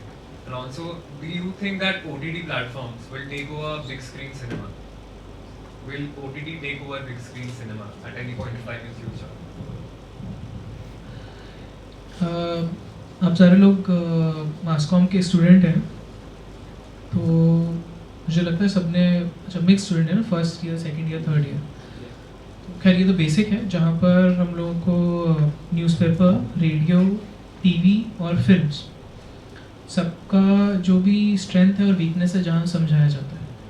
तो जब पहले एक टाइम पे सिर्फ प्रिंट था, फिर रेडियो आया, फिर टीवी आया, और फिल्म्स तो खैर थ्रू आउट ही चल रही हैं। तो जब भी कोई एक नया मीडियम आया है तो ऐसा बोला गया कि अब पहले वाला ख़त्म हो जाएगा, और हम देखते हैं आजकल ऐसा नहीं हुआ, क्योंकि जब भी कोई नई चीज़ आती है तो उससे जो पुरानी चीज़ है वो कुछ ना कुछ अडेप्ट करती है और कुछ नया लेकर आती है, कुछ यूनिक अपने में ही कुछ क्रिएट करते हैं और उससे वो ग्रो करते हैं। ये बिल्कुल क्रिकेट की तरह है कि टेस्ट क्रिकेट से वनडे और वनडे से T20। इसका मतलब ये नहीं है कि पुराना वाला ख़त्म हो जाता है, तो सबके लिए ऑडियंस है, मतलब हम लोग ही लोग हैं चारों तरफ। तो इसलिए प्लस जो फिल्म्स हैं, अगर आप नोटिस करें तो जो मेन कंटेंट है टीवी का, जितने भी टीवी सीरियल्स हैं वो उसमें सब में फिल्मी गाने ही बजते हैं बैकग्राउंड में। जो आधे जो प्रोग्राम्स हैं फिल्म्स के ही चैनल्स हैं, जो न्यूज़ में काफ़ी सारे बहुत सारा उन्होंने उसको एंटरटेनमेंट ही बना दिया है फिल्म्स की तरह का। कुछ है जहाँ पे सिर्फ सॉन्ग्स ही प्ले होते हैं थ्रू आउट। तो टीवी का एक बड़ा मेजर पोर्शन है फिल्म्स। सेम न्यूज़पेपर अगर आप डेली टाइम्स उठा लीजिए तो उसमें सिर्फ फिल्म्स की और टीवी स्टार्स भी होंगे और फिल्म स्टार्स भी होंगे, तो उनका कंटेंट बहुत ज़्यादा है। और सेम रेडियो तो बिना फिल्म के मुझे लगता है एग्जिस्ट ही नहीं करेगा, क्योंकि वो हर 5 मिनट में आपको एक गाना सुनना ही पड़ेगा। तो इसलिए ये बोलना कि, और इवन OTT प्लेटफॉर्म्स, उनमें अभी भी जितना कंटेंट है उनका 90-95% जो कंटेंट है वो फिल्म्स हैं। तो उनके आने से फिल्म्स ख़त्म नहीं होंगी। फिल्म का जो इम्पैक्ट है वो अलग तरीके का है, जहाँ पर जो आप सबने पढ़ाई करी होगी तो याद होगा कि बाकी सारे जितने भी मीडियम हैं उनके साथ प्रॉब्लम ये है कि डिस्टर्बेंस के लिए ऑप्शन है, फिल्म में वो ऑप्शन ख़त्म हो जाता है। प्लस ये जो बाकी सारी चीज़ें हैं वो आप कुछ और करते हुए पैरेलली करते हैं। आप खाना खाते हुए टीवी देखते हैं, या आप ड्राइव करते हुए रेडियो तो कोई नहीं सुनता है, लेकिन आप गाने सुनते हैं। और वही बस में आप जर्नी कर रहे हैं तो आप OTT पे आप कोई सीरीज़ देख लेते हैं, फिल्म देख लेते हैं। लेकिन जब आप फिल्म देखते हैं तो आप फिल्म देखने ही जा रहे हैं, वो आप किसी और चीज़ के साथ नहीं कर रहे हैं, तो वो प्राइमरी हो जाता है। तो जब भी आप फिल्म देखने जा रहे हैं तो आप पहला तो आपका डिसीजन मेकिंग है कि आपने डिसाइड किया कि मैं देखूँगा। जब डिसीजन मेकिंग है तो आप उस पर खर्च करते हैं, आप 200 रुपये 300 रुपये आप खर्चा कर रहे हैं, और आप जो बाकी सारी चीज़ों पे नहीं कर रहे हैं। तो जैसे ही आपने डिसाइड किया कि मैं 200 रुपये दूंगा, तो फिर आप उसकी वर्थ चाहते हैं। तो जब आप उसकी वर्थ चाहते हैं तो आप उसको सस्ते में नहीं छोड़ेंगे, आप जाएंगे तो आप हर शॉट देखना चाहते हैं। फ़ोन आएगा भी तो आप उसको आप साइलेंट कर देते कि नहीं, दिस इज़ मोर इम्पॉर्टेंट। तो ये होता है। प्लस लार्जर देन लाइफ क्यों बोलते हैं हम? क्योंकि जो स्क्रीन साइज़ है, फिल्म मतलब स्क्रीन साइज़, फिल्म का मतलब यही है। जो कैमरा है वो बना ही इसलिए है कि जितना आपको 4K या 2K में जो रेजोल्यूशन मिल रहा है, आप वो उतना क्लैरिटी से बड़ी चीज़ देख पाए। ये आपको इस पर आप बाहुबली देखेंगे तो आपको मज़ा नहीं आएगा जो आप बड़ी स्क्रीन पे देखें। तो ये सारी चीज़ें जो मिला के आपको मिलता है, और वो चारों तरफ अंधेरा है, तो आप सिर्फ एक ही चीज़ पे आपका पूरा जो कंसंट्रेशन है वो एक चीज़ पर। तो फिल्म्स ख़त्म नहीं होने वाली हैं, कोई भी प्लेटफॉर्म आ जाए। और सर पहले वाला क्या, अच्छा जो फ्यूचर, रीजनल फिल्म्स के फ्यूचर की बात है, तो हाँ उसका जवाब मैंने पहले ही दिया आपको कि हम लोग यूनिवर्सल भी हैं और माइक्रोस्कोपिक भी हैं। तो क्योंकि ऑडियंस इतनी ज़्यादा है, आप चाहते हैं कि हर इंसान को, ये जो हम OTT प्लेटफॉर्म्स बने ही इसीलिए क्योंकि आप हर इंसान के हाथ में उसके हिसाब से आप कंटेंट देना चाहते हैं। तो जो रीजनल फिल्म्स है वो भी वही कहती हैं कि हर एरिया के हिसाब से आपको कुछ ना कुछ मिलना चाहिए। तो और उसकी ऑडियंस है, हम देखते हैं कि ये पिछले 20 साल में आई थिंक भोजपुरी फिल्म्स का एक बड़ा मार्केट बन गया है। पिछले 5-6 साल 7 साल में आई थिंक पंजाबी फिल्म्स का बहुत बड़ा मार्केट बन गया है। पहले रीजनल फिल्म्स का मतलब सिर्फ साउथ की फिल्म्स होती थी, तमिल, तेलुगु, कन्नड़ और मलयालम, कुछ हद तक बांग्ला। लेकिन आज के टाइम पे हमारे पास Punjabi films, Bhojpuri films, Gujarati films पिछले 2-3 साल में बहुत धीरे धीरे बढ़ रही हैं, उनका मार्केट बढ़ रहा है और जो उनका प्रोडक्शन वैल्यू है, बजट्स हैं वो बढ़ रहे हैं। तो ये चीज़ें इसीलिए बढ़ रही क्योंकि इनकी ऑडियंस है, लोग देखना चाहते हैं। हिंदी फिल्म्स वो देखते हैं, लेकिन जब उनको इस तरह का कुछ मिलता है तो बहुत अच्छा लगता है।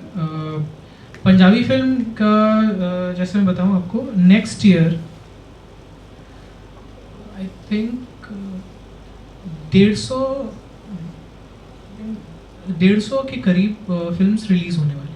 इतनी फिल्म्स अभी फ्लोर पर हैं, तो 150 फिल्म फ्लोर पर होने का मतलब ये है कि हर हफ्ते कम से कम 3 फिल्म रिलीज़ होंगी। तो इतना ज़्यादा बूम आ चुका है पंजाबी फिल्म इंडस्ट्री में कि अब ये जो है ये डेंजरस सिचुएशन तक पहुंच गया है कि इतनी स्क्रीन्स हैं, इतनी ऑडियंस है कि हर हफ्ते 3 फिल्म्स पंजाबी की रिलीज़ होंगी और वहाँ पे हिंदी फिल्म तो एनीवे रिलीज़ होगी ही। तो अगर इतनी स्क्रीन्स नहीं मिलेंगे तो फिर फिल्म्स फ्लॉप होंगी और उसके बाद फिर डाउनहिल जाएगा। तो ये इस तरह की सिचुएशंस हैं जो इंडस्ट्री फेस करने वाली है। लेकिन हाँ, इसका मतलब ये भी है कि प्रोड्यूसर्स इंटरेस्टेड हैं बनाने में और उनको लग रहा है कि ऑडियंस हैं और लोग पैसा खर्च करने वाले हैं इतनी फिल्म देखने के लिए। अगर क्या नॉर्थ में तो रिलीज़ होती है, अभी रंगरूट रिलीज़ हुई थी जो कि हिंदी फिल्म से ज़्यादा का बजट था, उसका 20-25 करोड़ का बजट था।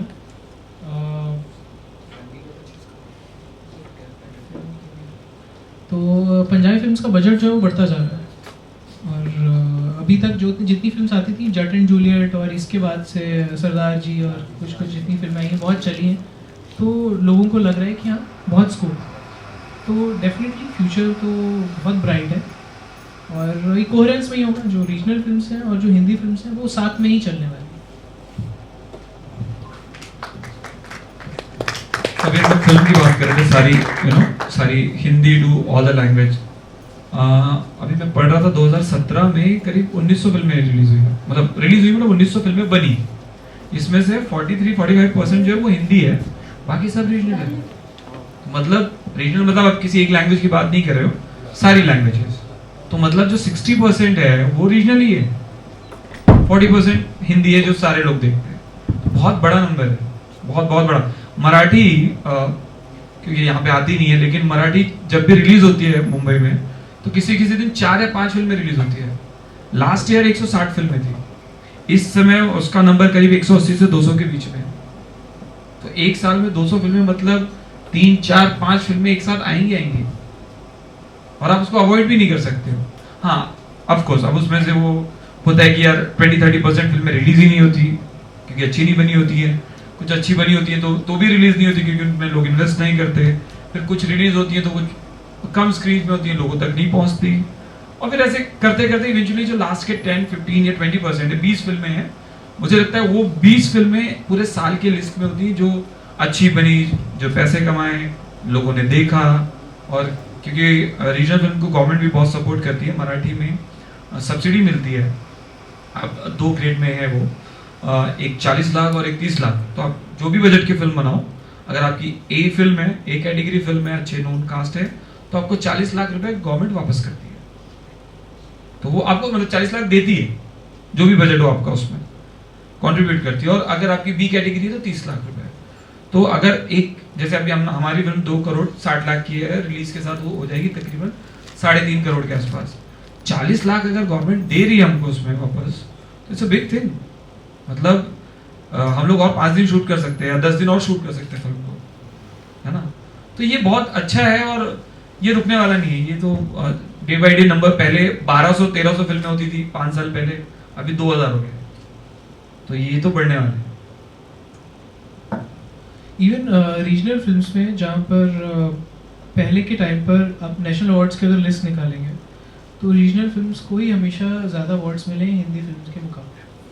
तो क्रिएटिवली मुझे लगता है वो लोग हमेशा से अच्छी फिल्म बना रहे थे, लेकिन आज के टाइम पे विद टेक्नोलॉजी बेटर ऑप्शंस हैं कि ज़्यादा लोगों तक पहुंच पा रहे। सबसे बड़ा एग्जांपल इसमें बाहुबली है, जो कि जिसकी प्राइमरी लैंग्वेज हिंदी नहीं है और फिर भी उसने इतने कितने काफ़ी 1000 हिंदी में ओवरऑल 1000 करोड़ कमाए, 200-300 करोड़ कुछ हिंदी में कमाए उसने, जो कि नॉर्मली हिंदी फिल्म भी इतना कम नहीं कमाती है। तो इसका मतलब ये है कि जो कंटेंट है वो उसने टेक ओवर कर लिया। तो अगर कंटेंट अच्छा होगा और आप उसको सही तरीके से पहुंचाएंगे तो हिंदी ऑडियंस को भी रीजनल फिल्म देखने में कोई दिक्कत नहीं है। प्लस जैसे आज के टाइम पर मुझे लगता है 10 साल पहले इतना नहीं था, लेकिन अभी जो भी रीजनल स्टार्स हैं हम सब लोगों को जानते हैं। अब पंजाबी में है तो दिलजीत को और बाकी और मतलब काफ़ी सारे लोगों को जानते हैं। देन प्रभास को आप जानते हैं। देन मतलब हर लैंग्वेज में आप प्रसन्नजीत को जानते हैं, मोहनलाल, सारे लोगों को पता है कि रीजनल में कौन स्टार्स। तो अपने आप ही एक्सपोजर ज़्यादा है और सब लोग देख रहे हैं, तो रीजनल फिल्म्स तो आई थिंक बढ़ ही रही हैं, कम होने का तो कोई सवाल नहीं है इसमें।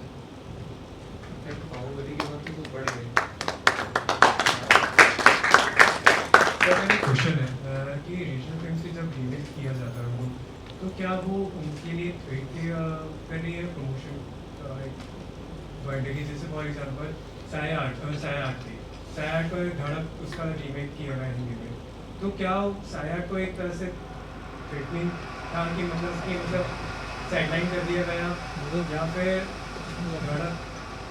तो फायदा है इनफैक्ट साया आठ को तो इससे फायदा हुआ बिकॉज जब राइट्स बेचे, एक हिट फिल्म है, राइट्स बेचे तो 5-10 करोड़ तो उनको मिले होंगे ना, तो उनको तो पैसे मिले, उनके लिए तो बहुत अच्छा है। और एक आदमी को लग रहा है कि यार इससे पैसे कमाए जा सकते हैं, इसलिए वो धड़क भी कितनी 25 करोड़ की फिल्म आराम से होगी, 25-30 करोड़ की। तो एक आदमी को लग रहा है यार इतनी चलने के बाद भी उसको बनाया जाए। इनफैक्ट साउथ में भी बनी उसकी रीमेक, पंजाबी में बन रही है मेरे ख्याल से, अभी आने की है, पंजाबी में ऑलरेडी बन रही है। तो सारी लैंग्वेज में बिकॉज क्या होता है ना, जैसी वो लैंग्वेज आती है एक पर्टिकुलर लोगों का कनेक्ट अपने आप बढ़ जाता है। और अब वही जो चीज़ हिट है लोगों को लगता है उसमें पैसे कमा सकते हैं।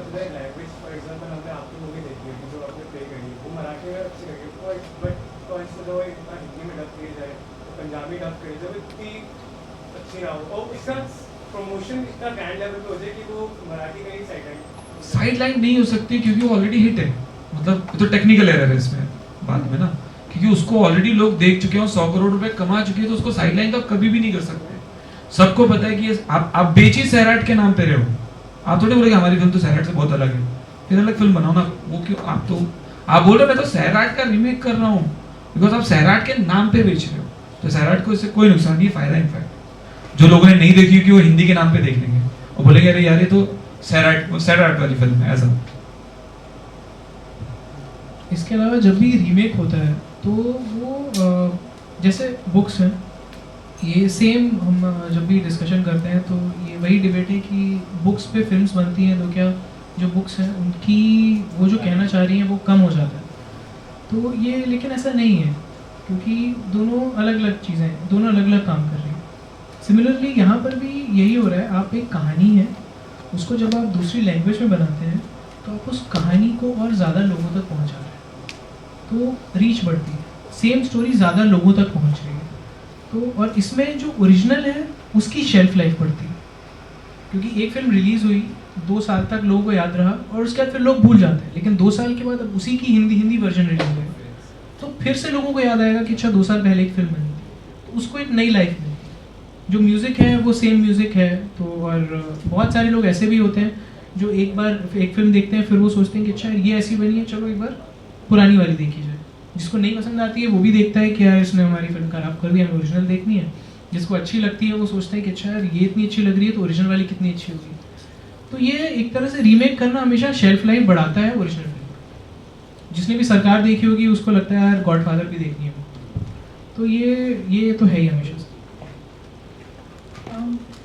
Very well answered. Now I have 2 questions precisely. The first one being, how come your inclination was more towards regional film, or was it not? It was just a matter of choice that you thought to direct a regional film, or was there a specific reason?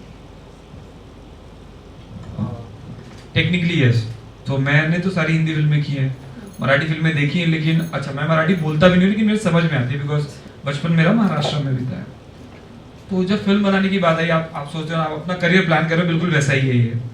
तो मुझे पता है कि Hindi film को बनाने में कितनी तकलीफ होती है, या आसान नहीं है। आपको एक गॉडफादर चाहिए, मतलब एंडलेस प्रोसेस है वो, कि 10 करोड़ 20 करोड़ कोई आपको दे, इसके लिए आपको कई साल निकल जाते हैं। 2 मराठी के लिए भी निकल गए, लेकिन मुझे पता था कि कम से कम 2-2.5 करोड़ एज कम्पेयर 20 करोड़ आसान है और मांगना किसी से। और एज करियर में ये रिस्क भी नहीं लेना चाह रहा था कहीं कि यार मैंने 10-15 करोड़ की बना दी और कुछ ऊपर नीचे हो गया तो पूरा करियर खत्म है आपका, इसके बाद पता नहीं क्या होगा। तो may be lesser competition in the regional films was one reason why you chose to produce one. Competition से ज़्यादा मुझे लगता है कि आपको आज़ादी ज़्यादा मिलती है बनाते वक्त। तो रीजनल है ना, तो उस पर आपको पता है कि आप किसी वे में भी बना सकते हो, क्योंकि जो मराठी फिल्में जिस सेंसिबिलिटीज के साथ बन रही हैं आप उसको फिल्मी नहीं करके रियल रख के आपको जो भी आप अपना विजन प्रॉपर्ली रख सकते हो। लेकिन जैसे ही हिंदी फिल्म होती है तो क्योंकि आप ज़्यादा बड़ी ऑडियंस के लिए बना रहे हो और हिंदी का एक टैग, आपको एक हीरो चाहिए, एक हीरोइन चाहिए, डांस चाहिए, गाना चाहिए, एक प्रोसेस है जो कि गलत नहीं है लेकिन वो है।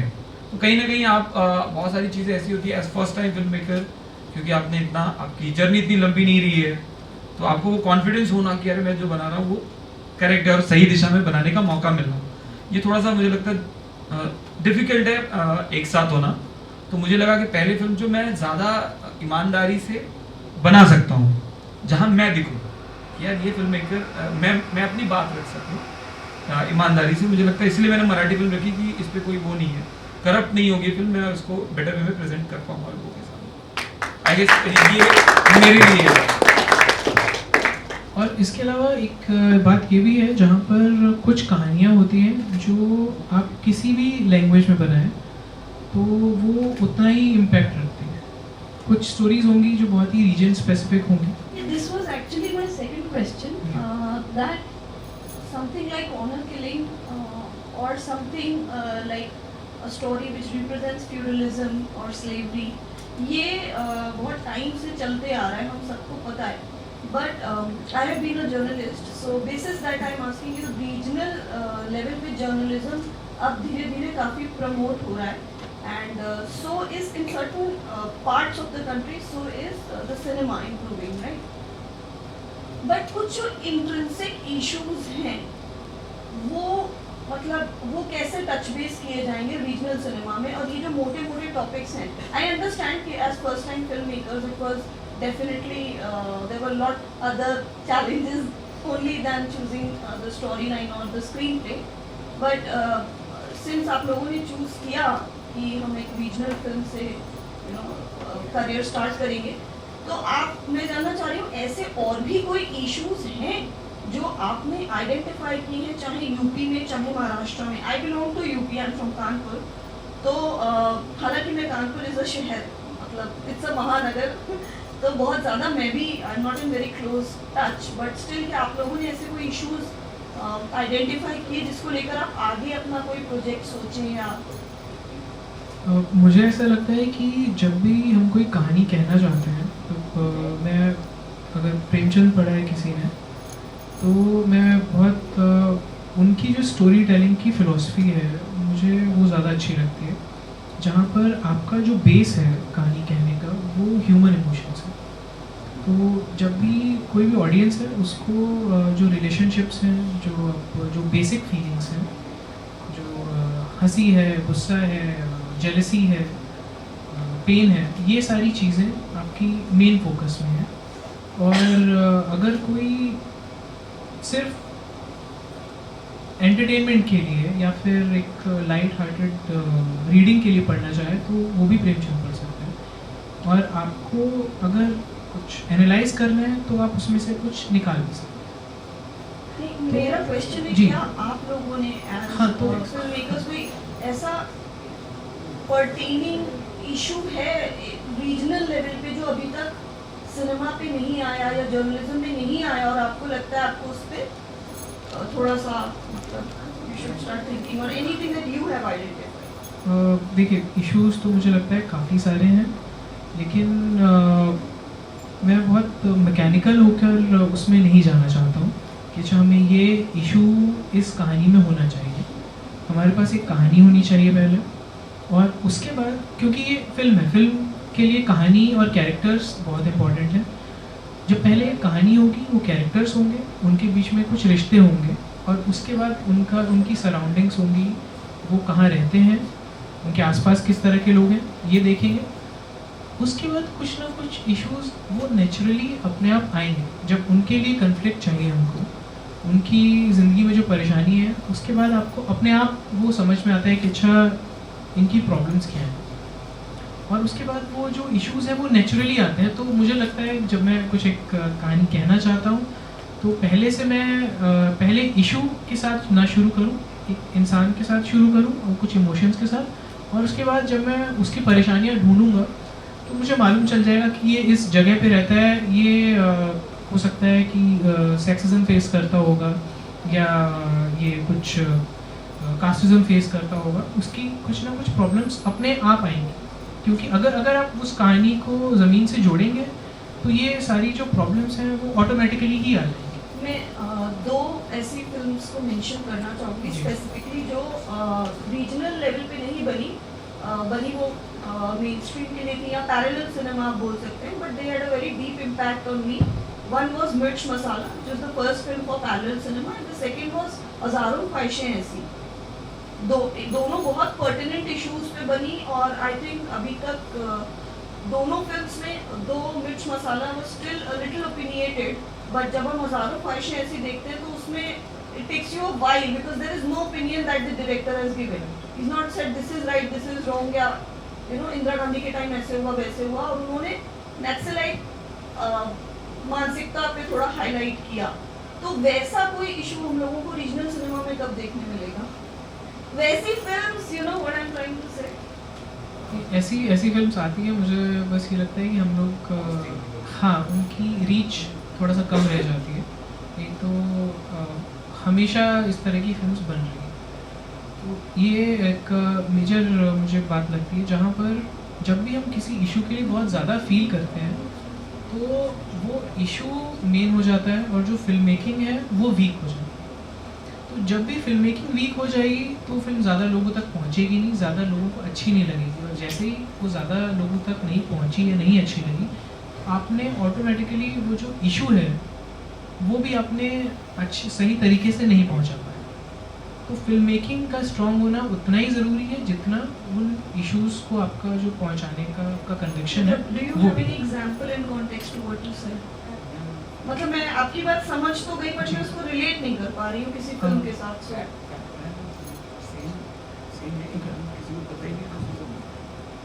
सो पैडमैन आप सबने देखी है, एक फिल्म आई थी सेम टॉपिक पे, सेम आदमी के ऊपर, फुल्लू, जिसमें हाँ जिसमें फिल्मिस्तान देखी है, अगर आपने फिल्मिस्तान देखी किसी ने नहीं देखी, so it's a good film, अगर मौका मिले तो देखिए। उसमें जो एक्टर है वो बंदा है, तो वो फिल्म पैडमैन के पहले बनी, क्योंकि इसमें कोई बड़ा एक्टर नहीं था, छोटा बजट था, उन्होंने ये फिल्म बनाई, लोगों को पसंद भी आई, फेस्टिवल्स वगैरह गई और रिलीज हुई। पैडमैन जब अनाउंस हुई उसी बीच में वो फिल्म रिलीज हुई, लेकिन वो किसी को पता ही नहीं होगा। जब अब मे बी वो उतनी अच्छी फिल्म नहीं बना पाए, मे बी वो जो टॉपिक था वही रह गया, मे बी बड़ा एक्टर नहीं था, तो ये ऐसे बहुत सारे रीजन हो सकते हैं। लेकिन इमीडिएट बात आई पैडमैन, जो सबको पता है, जो ऐसा लगता है गेम चेंजर है, और यू नो अक्षय कुमार एक नेक्स्ट लेवल हो गया, लेकिन उसके साथ वो आई फिल्म किसी को पता ही नहीं है। तो ये ऐसा भी होता है। और एक इसमें चीज ऐड कर रहा हूं, जो इशू का जो मुद्दा है, जैसे अभी जो हमारी शॉर्ट फिल्म है खत्म होती है ऑनर किलिंग पर, आज सबको लगता है ये फिल्म ऑनर किलिंग के बारे में है, नहीं है। मुझसे आप पूछोगे फिल्म क्या है, तो भाई बहन की कहानी है, उनके रिलेशन के बारे में। हाँ नहीं, तो इवेंचुअली लोगों को ऐसा लगता है, तो हमने एक भाई बहन की कहानी एक्सप्लोर करनी शुरू की और हमको लगा कि ये हो सकता है, इस तरफ हम इसको ले जाना चाहते हैं, है ना? तो अब ये कहीं और भी जा सकती है। नहीं, but don't you think this is there with all films? There is one bold message and there is one subdued message. At least that has been my observation. That is always there ना। अभी किसी के actor का अगर character का mental process है, कुछ उसको पसंद है, उसको नहीं पसंद है, ये तो कहीं ना कहीं आप कोई ना कोई इशू किसी कैरेक्टर के थ्रू तो आप आगे ले ही जाओगे, क्योंकि वो भी इंसान है, तभी आप कनेक्ट करोगे, नहीं तो नहीं करोगे। Sir, I also think that the beauty of cinema is कि सब अपना उसमें इनपुट इंटरप्रेट कर लेते हैं। और क्या फिल्म मेकिंग का ये भी है ना, बहुत इंडिविजुअल है कि मैं जहाँ से बिलोंग करता हूँ, मेरी जो भी परवरिश रही है, मैं जिस सोसाइटी से आता हूँ, जैसे जिंदगी का जो भी मैंने गुजारी होगी, मेरा या पसंद नापसंद, देखने दिखाने का तरीका, उसमें बहुत सारा डिपेंडेंट है। आप उसे रिलेट कर भी सकते हो और शायद नहीं भी करोगे। जैसे हज़ारों ख्वाहिशें ऐसी में नक्सलाइट मूवमेंट दिखाया है, लेकिन अगर कोई नॉर्मल ऑडियंस या फिर जो ये कॉलेज का ग्रुप भी है वो फिल्म देखेगा तो वो कैरेक्टर्स लेके जाएंगे। अगर आपका उतना एक्सपोजर नहीं है तो ये एक बात जो आपने कही। दूसरा ये कि अगर किसी ने यहाँ पे ये देखिए एक लड़की को देखा तो ऐसा लगे, तो वो उस फिल्म ने बहुत ज़्यादा कमर्शियल सक्सेस नहीं रही वो। तो और पैडमैन जबकि चली, तो पॉइंट ये कि आप कुछ एक इशू लेके आ रहे हैं और इसमें सेम सेक्स मैरिज है, लेकिन अगर आपकी फिल्म मेकिंग अगर आपकी वीक है तो आप वो इशू करेक्ट तरीके से आप नहीं पहुंचा पाएंगे, करेक्ट तरीके से या फिर वो उतना स्ट्रांगली नहीं पहुंचा पाएंगे। इसी तरह से एक इशूज़ पे बहुत सारी फिल्म्स बनती हैं, लेकिन आपको एक दो ही अच्छी लगती हैं। जैसे इवन टॉयलेट एक प्रेम कथा देखिए, कैसी लगी? अच्छी लगी। तो जैसे इसी तरह की ये फिल्म है ये, लेकिन पैडमैन जो है वो ज़्यादा सक्सेसफुल रही, उसने ज़्यादा कमाया। ज़्यादा कमाने का मेन सीधा मतलब ये है कि ज़्यादा लोगों ने देखी। सेम टॉयलेट एक प्रेम कथा के लिए कि लोगों ने देखी, लेकिन ये उतना नहीं देखी जितना पैडमैन देखी गई। तो इससे सीधा आप समझ सकते हैं कि अच्छा फिल्म मेकिंग जो है वो जो ऑडियंस तक पहुंचाने की कोशिश कर रहा है डायरेक्टर, वो थोड़ा सा कम या थोड़ा सा ज़्यादा कर पा रहा है। तो इशू अपने आप ही ज़्यादा लोगों तक पहुंचेगा जितनी आप अच्छी फिल्म बनाएंगे। जो अगर हम पंजाबी फिल्म इंडस्ट्री की बात करें तो मैक्सिमम एक्टर्स और डायरेक्टर्स जो हैं फिल्म इसलिए बना रहे हैं ताकि वो रीजनल से हिंदी सिनेमा में आ पाए। फॉर एग्जांपल दिलजीत दोसांझ, रवि विवेक, इन सब की बात करें तो कहीं ना कहीं ये है कि यहाँ से निकल के हम हिंदी फिल्म इंडस्ट्री में चल रहे हैं। तो सर ये चीज़ रीजनल सिनेमा में क्यों है कि सबके अंदर एक कंपटीशन है कि हमें यहाँ से निकल के हिंदी सिनेमा में जाना है, सिर्फ रीजनल सिनेमा में नहीं रहना? यार ये तो हर कोई चाहता है ना अपग्रेड होना, बिल्कुल वैसा ही है। मतलब आप एक जॉब करो, आप थोड़ी ना चाहते हो कि आप पूरी जिंदगी वही जॉब करो। आप चाहते हो कि आपको उससे ऊपर की पोस्ट मिले, फिर ऊपर की पोस्ट मिले, बेटर हो, रीच आपकी बेटर हो, आप ज़्यादा पैसे कमाओ। सेम है और कुछ नहीं। तो मुझे लगता है इसमें कुछ गलत है, क्योंकि उनको पता है कि उनका बेस क्या है। तो जब भी कुछ खराब होगा या अभी इतना बड़ा स्टार है वो, एक हिंदी करेगा, 3 करेगा, मे बी 2 हिंदी करेगा, एक फिल्म इधर करेगा, लेकिन वो छोड़ेगा नहीं, क्योंकि उसको पता है कि उसको चलना इवेंचुअली लौट के कहाँ जाना है। अगर कुछ भी ऊपर नीचे होता तो जाएगा तो वही ना। तो ये इसमें कोई दिक्कत नहीं है। तो ऐसे जब मैं अभी अगली फिल्म हिंदी बनाऊंगा, मराठी मुझे मिल रही है लेकिन मुझे नहीं बनानी है, क्योंकि मुझे लगता है मैं हिंदी सोचता हूँ मैं हिंदी बेहतर बना पाऊंगा, या मुझे जाना उधर ही इवेंचुअली। तो ये ऐसे ही है।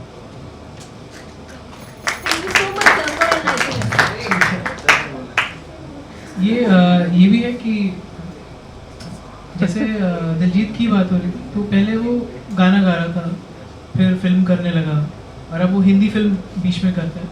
तो ये सिर्फ साथ में ये भी है कि आप चाहते हैं कि आपकी रीच बढ़े, ज़्यादा से ज़्यादा लोगों तक आप पहुंच पाए। तो मेन पर्पस सब लोगों का वही है। जितने टीवी से जो लोग फिल्म में जा रहे हैं वो भी वही करना चाहते हैं, थिएटर से, टीवी से फिर फिल्म में आते हैं, वो भी वही करना चाहते हैं। तो इवेंचुअली सब लोग अपनी रीच बढ़ाना चाहते हैं। वो अगर उनको हिंदी फिल्म के थ्रू मिलता है तो वो हिंदी फिल्म के थ्रू करेंगे, अगर पंजाबी फिल्म के थ्रू उनको वो चीज़ सेम चीज़ मिल जाएगी तो पंजाबी फिल्म के थ्रू कर लेंगे। तो बस यही कि आगे बढ़ना चाहते हैं और ज़्यादा से ज़्यादा लोगों तक कोई भी आर्टिस्ट पहुँचना चाहते हैं।